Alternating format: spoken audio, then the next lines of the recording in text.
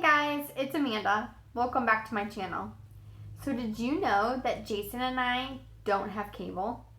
We actually, to take that a step further, we haven't had cable in probably 5 years or more.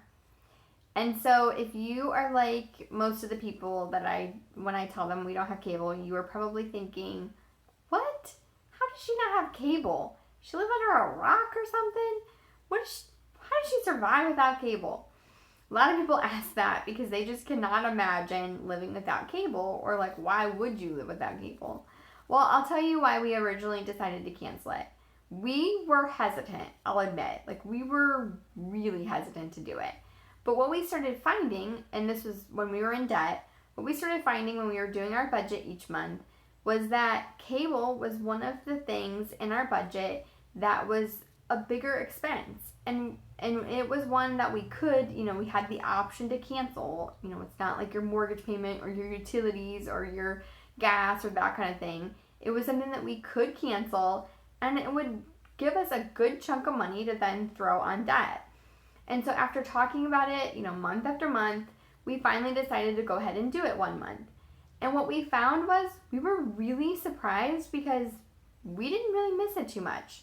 We actually found that we were more productive, which was surprising to us because we didn't feel like we watched TV that much.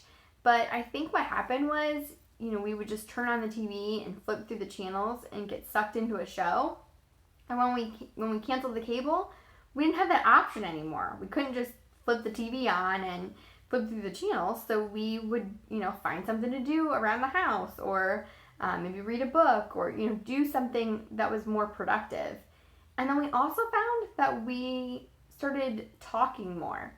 Like, if you have the TV on, even if it's going on in the background, there's noise and distraction going on. And so we found that when we didn't have that, we started communicating more. And so for those reasons, we haven't really missed cable.